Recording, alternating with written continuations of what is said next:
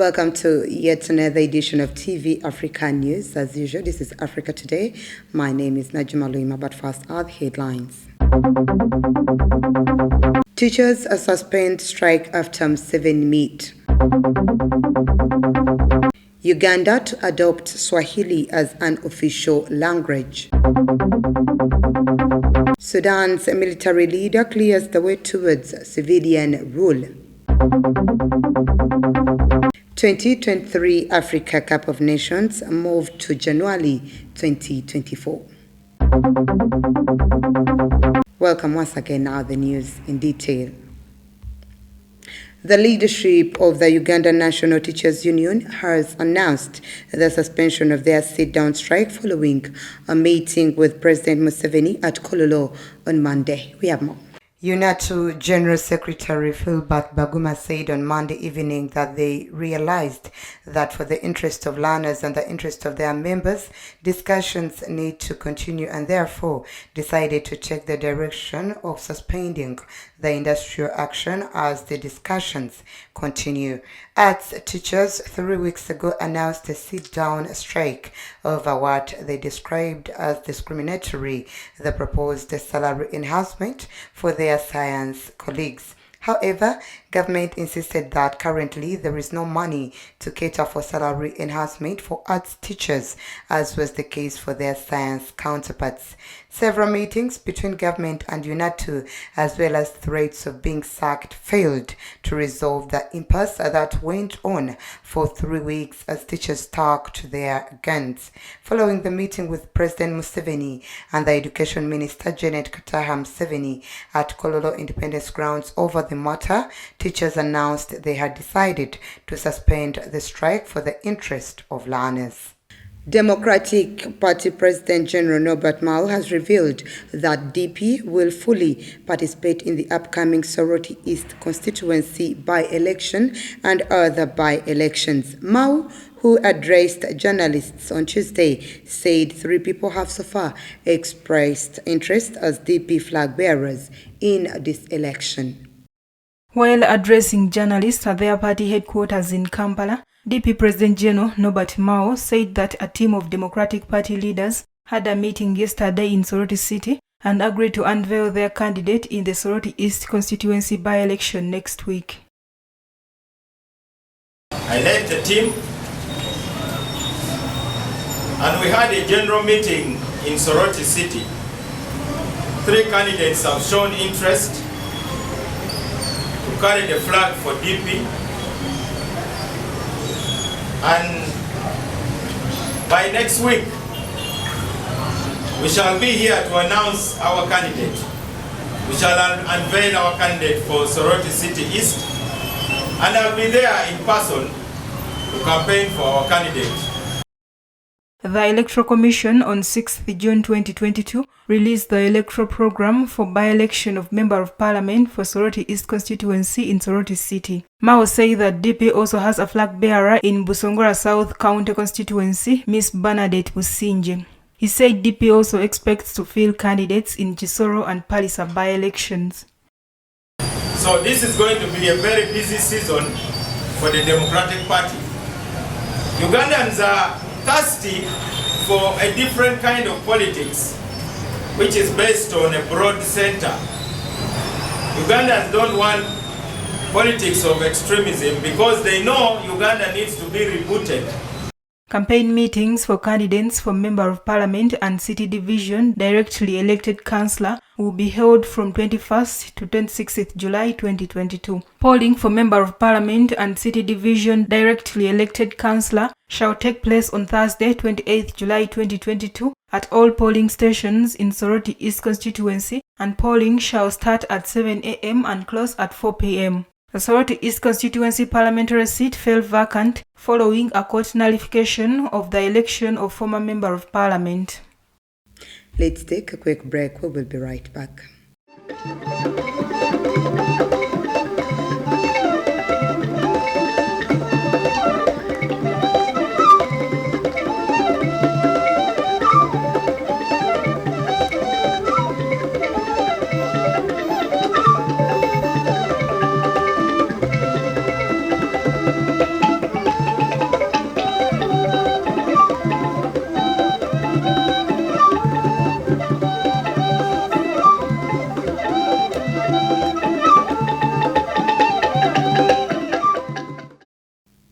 Welcome back. You're still watching TV Africa News, the right to know.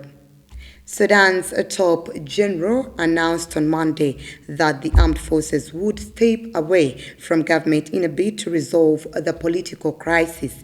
In a televised speech broadcast on Monday, coup leader Abdel Fattah al-Burhan said the army would make way for a civilian government.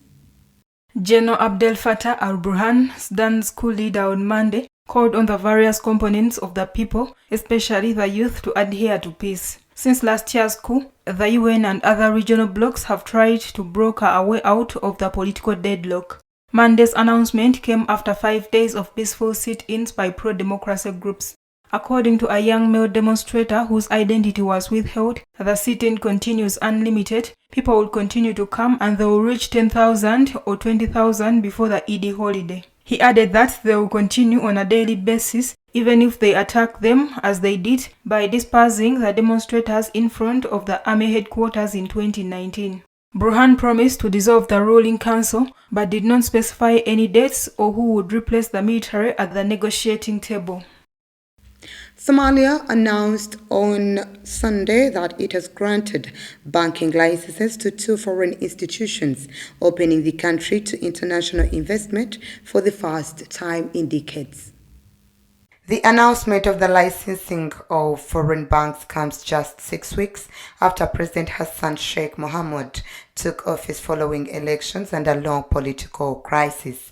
According to in a statement by the Somali Central Bank, the Egyptian bank Baku, Misil, and the Turkish bank Ziraat Katlim became the first foreign banks to be allowed to operate in Somalia. The institution said that the review of the application of these 2 banks has been the subject of lengthy process of several months, adding that they had the green light to establish and operate branches. One of the world's poorest countries, with more than 70% of its population living on less than $1.90 a day, Somalia is struggling to recover from decades of civil war. Moving on, Libyans erupted in anger in Tripoli on Sunday night to protest against the deterioration of living conditions in Libya, symbolized by chronic power cuts. Scattered gatherings took place in several districts of the capital. Young people, mostly hooded, burned tires and closed several roads, including the ring road of the capital and the coastal road that links Tripoli to its western suburbs. Security sources were absent from the scene, according to the same source. Rallies also took place in the western cities of Beni Walid and Misrata, according to images broadcast by local media. The demonstrators are protesting against the power cuts that last a dozen hours a day on average in the middle of a heat wave, and against the negligence of the political elites demanding their departure. Mired in an inextricable political impasse, the rival leaders in Libya have been under increasing pressure from the street for 3 days. On Friday in Teburuk, in the far east of the country, demonstrators forced their way into parliament with a bulldozer and set fire on it. West African leaders met in Ghana during a regional summit agreed on Sunday to review sanctions imposed on 3 neighbor countries and agreed to lift sanctions on Mali and Burkina Faso, 2 neighbors led by military government. We have more. The Economic Community of West African States, heads of states, lifted economic and financial sanctions on Mali, approved Burkina transition timetable, and gave Guinea an additional 1 month reprieve to present an acceptable timetable. During the summit, Umaro Sissoko Embalo, president of Guinea-Bissau, was elected as new chairman of the bloc. Speaking in Accra, Jean-Claude Kassi-Bro, ECOWAS Commission president, said that the head of states had reached an agreement with Bamako, which has promised a return to democratic rule. ECOWAS in January had imposed a trade and financial embargo on Mali after its military government unveiled a scheme to rule for 5 years. The consensus Mali and ECOWAS reached plans that Mali will hold presidential elections in February 2024. The poll will be preceded by a referendum on a revised constitution in March 2023 and legislative elections in late 2023. Kasibru said ECOWAS would continue to monitor the situation. Let's once again take a quick break. We will be right back.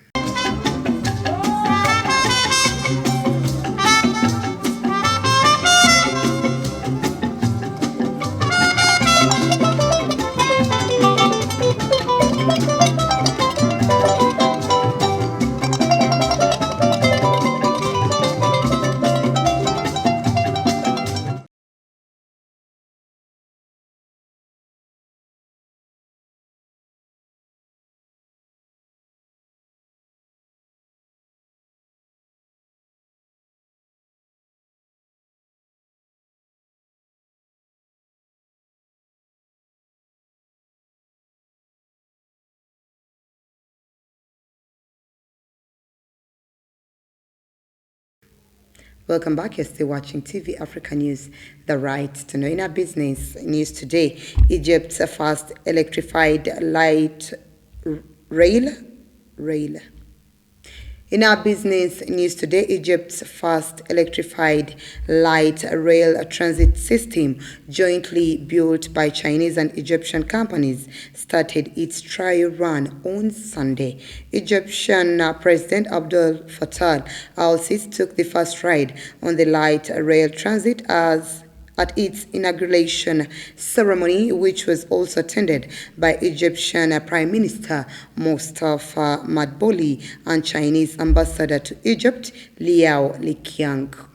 The light rail transit project is the fruit of a $1.24 billion contract signed in 2017 between Egypt's National Authority for Tunnels and the Consortium of China Rail Engineering Corporation and AVIC International Holding Corporation. The rail project connects the new administrative capital being constructed east of Cairo with surrounding distant new cities and districts, including El Salam City, 10th of Ramadan City, El Abul City, Badli City, and El Shorouk City. Egyptian Transport Minister Kamel El Wazir said the first phase of the LRT contains 22 trains and will serve 360,000 passengers daily. The 12-station alignment of the LRT starts from the huge Adli Mansour Central Station, a transportation hub east of Cairo, and ends at the NAC, including 7 bridges, 3 tunnels, 2 substations, and 1 depot. Around 20 Egyptian and 15 Chinese companies took part in the execution of the project, according to the minister.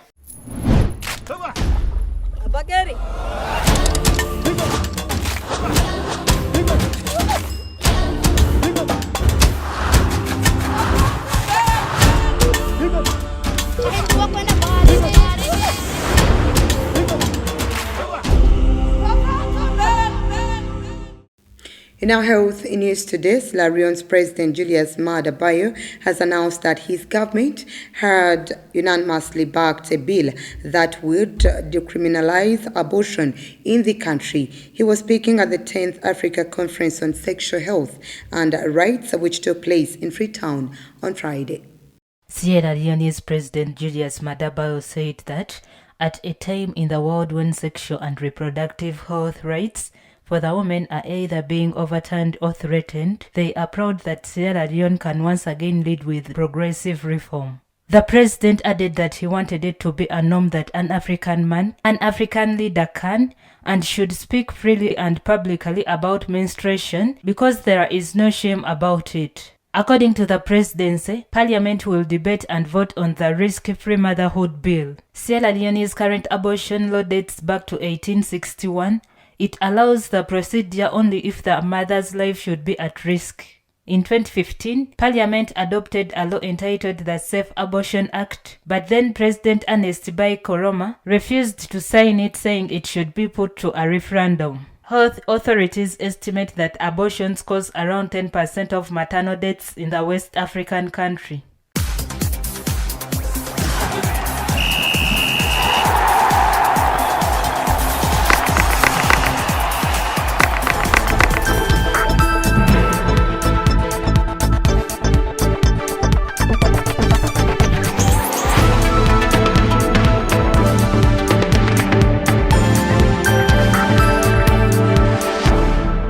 In our sports news today, the Confederation of African Football has announced changes in dates and time for the 2023 Africa Cup of Nations.